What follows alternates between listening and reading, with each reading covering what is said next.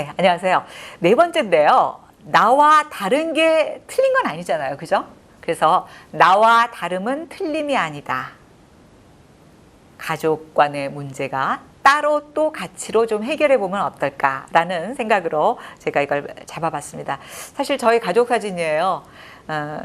저희 가족이 뭐 굉장히 지금 친하게 웃고 있지만 실제로 가족 사이의 문제가 제가 그 배운 바에 따르면 제가 2013년에 서울시에서 하는 시민 프로젝트에서 누구에게나 엄마가 필요하다라는 그런 힐링 프로젝트에 참여를 하게 됐어요. 그때 일기로 서울시민 24명이 참여를 해서 방송인들이 참 많았습니다. 그때 뭐 아나운서들도 있었고 KBS에 있는 친구들 중심으로 있었고 또 뭐 여러 가지 종류의 직업이 있는 분들이 있었는데 그때 얘기가 그거예요. 가족 간의 상처가 굉장히 많다라는 얘기를 했었거든요. 그래서 맨 처음에 특히 연애를 할 때는 다른 점에 끌리잖아요. 다른 점에. 그래서 제가 생각하기엔 다르지만 행복한 따로 또 가치가 우리 가족의 모토다. 좌우명이다 라고 얘기를 하는데 요즘에 코로나 사태 때문에 그런지 이 교보문고에서 선정한 올해 상반기 베스트셀러 키워드도 따로 또 가치더라고요. 근데 지금 따로 또 가치라는 음반이 맴도는 얼굴이 여기 띄워졌는데 이 가운데 이 맨 오른쪽에 계시는 분이 이주원 씨라고 양희은 씨의 노래 뭐 들길 따라서 같은 노래를 했던 아주 포크송 하시는 분인데 이분들이 누구냐 전인권 씨 맨 옆에 그 다음에 나동민, 강인원 그 다음에 이주원 씨예요. 이주원 씨는 세상을 이미 떠나서요. 아쉽게. 근데 이 친구랑 좀 굉장히 제가 가요 프로를 오래 하면서 친해서 오면 같이 이렇게 어눌하게 말을 거는데 참 앞서간 사람이었구나. 그리고 나서 결혼 후에 재혼을 해요. 전말이라는 샹송 가수랑 얼굴이 떠오릅니다. 그래서 이 따로 또 가치가 문득 떠올랐기 때문에 제가 띄워봤는데 사실 결혼 전에는 다름에 끌리잖아요. 제가 이제 남편하고 만난 것이 우리 KBS의 이산가족 찾기라는 그런 프로그램으로 기네스북에도 등재된 이지연 아나운서가 저희 CBS 아나운서 출신입니다. 그런데 CBS에서 결혼했다는 이유만으로 3분의 유부녀가 잘리던 시절이 있었어요. 노조도 없을 때. 그때 이제 프리랜서가 되셨고, 오히려 KBS에서 정말 많은 방송을 하시고, 지금도 그분은 제3 라디오에서 아직도 방송을 하고 계신 그런 분인데, 그 선배가 소개를 해줬어요. 그때 스튜디오 830이라는 프로그램을 할 때 당시 작가였던 저희 남편 오진근 씨. 근데 이분은 개그 작가 1호라고 자기가 본인이 얘기를 해요. 개그맨 1호인 전유성 씨하고 굉장히 친하고 그래서 이렇게 좀 유머도 있고 그러니까 저는 그런 거에 끌렸어요. 저희 아버지가 이북에서 내려오신 아주 유교적이고 고답적인 그런 좀 뭐랄까 집안일을 전혀 안 도와주시는 그런 분이었는데 우리 그때 딱 만났던 그 남자는 너무 다정한 거예요. 그리고 또 왜 사람이 물건 주는데 이렇게 약간 좀 약하잖아요. 자기가 찾은 시계도 막 주고요. 볼펜도 이만큼 주는데 이렇게 막 돈으로 공세하는 게 아니라 거기에 왜 애정이 담겨 있는 느낌 있잖아요. 그런 것들이 좋았어요. 그러니까 그런 것들도 좋았고, 이 사람은 아빠하고는 다르구나. 제가 좀 아버지를 별로 안 좋아했거든요. 아버지한테 뭐 이렇게 하는 게 아니라 그런 가부장적인 아버지임에도 불구하고 저는 따박따박 말대꾸를 해도 그런 좀 센 딸이었거든요. 근데 그 아버지가 아닌 다른 스타일의 남자를 만났을 때 굉장히 끌렸어요. 그래서 우리 석 달 동안 매일 아침, 점심, 저녁으로 만나서 석 달 만에 결혼을 했거든요. 근데 어떤 목사님이 얘기하기에 결혼 전에 다른 거에 끌리는, 유전자가 다른 거에 끌린대요. 이 대부분의 페로몬이. 왜냐하면 그래야 서로 반대편의 유전자를 만나야 열성 유전자가 죽고 우성의 유전자가 나온다는 그런 말씀을 하시더라고요. 그것도 약간 좀 일리가 있었어요. 그러나 결혼하고 나서는 이제 상황이 달라지는 거죠. 그 끌렸던 다름 때문에, 그러니까 결혼하기 전에는 그 매력이 있어서 결혼했던 그 부분 때문에 이혼할 때 그 부분 때문에 이혼한다는 거예요. 그래서 그럴까 그랬더니 정말 결혼해 보니까요. 연애할 때는 몰랐던 부분, 예를 들면 뭐 저는 고추장에 오이를 찍어 먹는 걸 좋아하는데 우리 남편은 마요네즈에 찍어 먹고, 그리고 전혀 나는 추워서 지금 요즘 두꺼운 거 좀 입어야 될 텐데 할 때 이쪽은 더워서 막 이불을 차버리고, 그래서 이불도 저희는 같이 덮을 수가 없는 거예요. 한 이불을. 그런 정도의 것들을 서로 하다 보니까 이제 예를 들어서 스트레스가 쌓이잖아요. 그럼 저는 누구한테 가서 수다를 떨어야 돼요. 말을 얘기를 해야 돼. 이런 일이 있었는데 정말 못 참겠어. 정말 꼴보기 싫어 죽겠어. 그런 얘기를 해야지 속이 시원하거든요. 근데 저희 남편 스타일은 어떤 스타일이냐면, 특히 남자들이 좀 그런 부류가 좀 많은 것 같아요. 동굴 속에 들어가서 혼자서 조용히 삭히는 거예요. 동굴 속으로 들어가는 사람이었더라고요. 그걸 몰랐어요. 그리고 신혼 초에는 굉장히 부부싸움을 오히려 많이 했어요. 근데 왜 그랬냐면, 이 사람이 본인은 무슨, 예를 들어서 신발을 제가 지금 성질이 급해서 확 벗고 들어가잖아요. 그러면 한 번 엉터리로 벗었어. 근데 나한테 얘기를 안 하는 거죠. 참아. 두 번째 또 벗었어. 또 세 번째 또 저렇게 벗었네. 그러면 이제 그때 화를 확 내는 거예요. 그러면 저는 내가 한 번, 두 번, 세 번을 벗었는지 모르잖아요. 그렇게 신발을 아무렇게나. 그러니까 아니 도대체 왜 그러는지를 모르면서 그렇다고 그 신발 3번 벗은 거 내가 봐주다가 보니까 그랬어라고 얘기를 못 하는 거죠. 약간 좀 쪼잔해 보일까 봐. 그러니까 저는 왜 화가 나는지도 모르고 화를 내고 싸우고 그러다 보면 막 나중엔 부딪히고 이제 이렇게 됐어요. 그러다가 한참 살다 보니까 이게 다름을 인정해야 되겠구나 라는 생각이 서로 간에 들기를 시작을 했어요. 조금씩. 그래서 배우자를 바꾸기보다는 배우자를 인정하는 방향으로 가는 게 좋구나. 그럼에도 불구하고 저희는 이제 마트를 가거나 백화점을 가잖아요. 또 특히 이제 외국에 가면 저는 쇼핑을 좋아하잖아요. 그래서 외국에 가면 쇼핑센터나 아울렛을 가잖아요. 그러면은 내가 관심 있는 부분은 저쪽은 별로고 저쪽이 좋아하는 건 저는 별로인 거예요. 예를 들어서 마트를 가면 저는 식료품 딱딱 내가 사고 싶은 것만 딱 사가지고 나오고 싶은데 남편은 시식 코너에 가서 먹어보고 이것도 해보고 저거는 몇십 프로 50% 싸게 산 게 있나 이런 걸 봐야 돼요. 근데 저는 그거는 또 못 견뎌요. 근데 이제 옷이라든가 액세서리 가게를 가면 저는 걸쳐보고 해보고 또는 뭐 입어보고 골라보고 그래요. 그러면 남편은 그거 왜 예쁘게 걸어놓은 거를 걸쳐 놓느냐라고 하는 거죠. 그래서 우리는 소소하게 부딪히다 보니까 이렇게 하지 말자.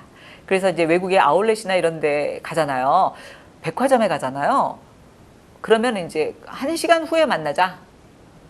그래, 1시간 30분 후 여기서 만나자. 이러고 헤어져요. 그랬다가 본인이 원하는 곳에 가서 실컷 놀다가 그 후에 다 가서 다시 만나요. 우리 딸도 그렇고 우리 아들도 그렇고, 우리 딸은 조금 저랑 비슷한 성향이 있어서 그래도 같이 다닐 수 있는데 아들이나 남편은 전혀 달라요. 성향이. 본인이 원하는 곳이 다 다른 거예요. 그래서 우연히 지나가다가 만나면 반가워요. 하이! 그리고 또 헤어져요. 근데 진짜 미국의 백화점 갔다 저 깜짝 놀란 게 아버지의 의자가 있는 거예요. 아버지의 의자가. 그래서 이게 우리나라만의 문제가 아니구나. 저기 아울렛이나 이렇게 그 매장 있잖아요. 거기도 그 입구 근처에 의자가 있어요. 거기에 앉아있는 아저씨들이 되게 많더라고요. 우리 아저씨도 거기 앉아있으라 그랬어요. 어쨌든 이거는 서로 다름을 인정하고 다른 것을 가지고 어떻게 살아야겠지 생각해보자. 그래서 결혼할 때는 이렇게 굉장히 다정하게 했지만, 다정하게 여행을 다니는 것 같지만 다정하지 못했다라는 그런 거죠. 결혼할 때 장점이 결혼해서 생활을 하다 보면 단점으로 보이기 때문에 부부간에는 따로 또 가치를 통해서 그야말로 서로의 다름을 인정하고. 근데 제가 이제 결혼 생활이 벌써 이제 35년이 넘어서 가다 보니까 이제는 되게 웃기는 게요. 나는 굉장히 새벽형 인간이고 그쪽은 저녁형 인간이었거든요. 그래서 우리 남편은 밤에 라면 하나를 끓여 먹고 방송 일을 스크립을 시작을 했고요. 저는 누가 일찍 오든 늦게 오든 일단 자고 새벽에 일어나서 운동을 하든 뭐 일을 하든 새벽에 시작을 해야 되는 인간, 새벽형 인간이고 이쪽은 저녁형 인간이었는데요. 어느 날 갑자기 살다 보니까 조금씩 접점이 가까워오는 거예요.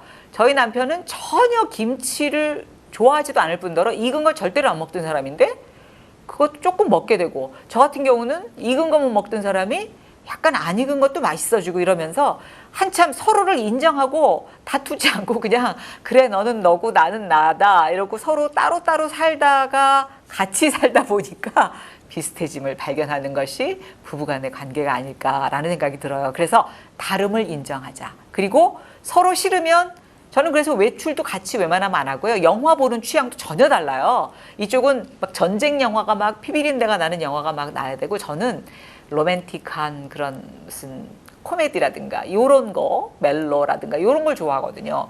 그래서 서로 멀티 영화관에 가서 따로 영화 보고 나오고서 만나서 뭐 집으로 돌아오곤 한 적도 있었어요. 그만큼 다름을 인정하니까 나중에는 싸움도 없을 뿐더러 같아지더라 라는 것이 저의 인생 지론이고요.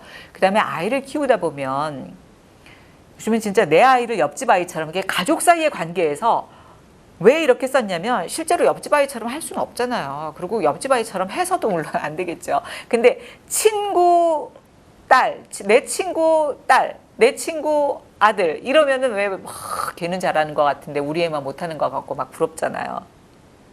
가만히 생각해 보니까 가장 큰 문제가 부모, 어쩌면 엄마들이 그런 성향이 강하지만 내가 살고 싶은 인생을 자식들한테 막 어쩌면 강요했지 않았나라는 생각이 좀 사실 들었어요. 그래서 저는 약간 이기적으로 엄마들, 아빠들이 나는 나고 자식은 자식이다 라는 마음을 갖자라고 얘기하고 싶은 거죠. 그래서 우리 아이들이 어렸을 때는, 우리 아이들은 워낙 좀 내향적이고 사실은 문제가 많은 그런 경우도 있었는데 그 제일 중요한 것은 기다려줌이었어요. 저희 아이들은. 조금씩 다른 아이들보다 빨리 가는 아이들이 있고 좀 늦게 가는 아이들이 있는데 저희 아이들이 약간 늦게 가는 아이들이었기 때문에, 예를 들면 저희 친구 아들은 초등학교 들어가기 전부터 엄마가 어디 심부름 갔다 오라 그러면 얼른 갔다 오고 막 사오고 혼자서 친구들하고 놀러 가고 이런 걸 굉장히 좋아했는데, 저희 아이들은, 저희 특히 둘째는 제가 회식을 한다든가 제가 반상회를 간다든가 이런 것까지도 따라다녔어요. 그게 저를 따라다니는 건지 아니면 그쪽에 관심이 있어서 그런지는 모르지만 독립적이진 않았던 거죠. 그렇다고 막 독립적으로 막 하지 못한다는 것 때문에 저희 선배 언니들이 너 왜 그런다고 마마보이 만드냐 이러면서 지적을 많이 했었는데, 실제로 마마보이의 개념하고는 좀 다르더라고요. 스킨십이 얼마나 중요한가라는 생각이 들었어요. 마마보이는 뭐냐면 남편이 마음에 안 들어서 아들을 계속 어떤 엄마의 원하는 방향으로 막 끌고 가고 주입하고 할 때 마마보이가 생기는 거지, 저처럼 그냥 안아주고 그냥 같이 데리고 다니고 이런 거는 마마보이가 안 된다라는 생각이 들어서, 사실 그렇게 쫓아다니는 아이가 미국에 가겠다고 그렇게 난리를 치고 공부를 하러 가겠다고 그럴 때, 사실 처음에는 이민 가자고 그랬죠. 엄마 아빠 떨어지기 싫으니까. 그러나 나는 나대로 일이 있다. 아빠도 아빠대로 일이 있어. 우리 이민 안 가. 이민 못 가. 그러니까 그러면 중학교가 넘으니까, 중학교 한 3학년쯤 되니까 자기가 유학을 가겠다는 거예요. 그렇게 나를 쫓아다니던 아이가 근데 결국에는 갔어요. 그리고 가서 지금 사실은 미국에서 살고 있거든요. 근데 그때 갈 때도 우여곡절이 너무너무 많았기 때문에 10년 정도를 한국에 들어오지 못하고 혼자 살았는데, 이제는 뭐 왔다 갔다 할 수 있고, 요즘에 코로나 때문에 못 와서 섭섭하긴 하지만 어쨌든 나를 떠나서도 안정적으로 살고 있더라고요. 그거는 제가 자부하건대 어렸을 때 무한히 베풀어줬던 스킨십, 함께함, 걔가 원할 때 같이 있어줌, 이런 것들이 아니었을까라는 생각을 관계 맺기에서, 특히 자녀와의 관계에서 그런 느낌을 가졌고, 두 번째는 우리가 잘 교육을 시켜야 된다는 그 일념 때문에 너무 아이들의 마음을 다치게 하는 말을 많이 쏟아내더라고요. 나도 모르는 사이에. 저도 모르게 그런 적이 있었겠지만, 저는 제가 아버지로부터 받던 상처, 이런 걸 굉장히 많이 생각하면서 웬만하면 그런 말을 안 하려고 되게 노력을 많이 했어요. 그래서 마음을 다치지 않게 하면서 그쪽의 생각은 어떤지, 너의 마음은 어떤지를 계속 들어주는 것, 그걸 실천한 게 굉장히 중요하지 않았나. 그리고 마지막으로 정말 서로 교감하기. 그래서 지금 저희 아이들은 아직 30이 넘고 한참 지났는데도 결혼 생각을 안 하고 연애도 제대로 안 하는 것 같더라고요. 그래서 사람들이 저한테 그래요. 애들 결혼 안 시키냐? 그래서 제가 그러죠. 결혼은 시키는 게 아니라 자기들이 하는 거 아니야? 그래요. 그렇게 제가 자식을 성공적으로 교육을 했는지 안 했는지는 모르겠지만 그들과는 아직도 친구처럼 그냥 지내고 동료처럼 지내면서 살고 있어요. 그래서 자녀를 키울 때 있어서 중요한 것, 그것도 역시 스킨십, 마음을 다치지 않게 들어주기, 서로 교감하기, 그리고 부부와 마찬가지로 상대방을 인정해 주기, 그런 게 아닐까라는 생각을 해봤습니다. 고맙습니다.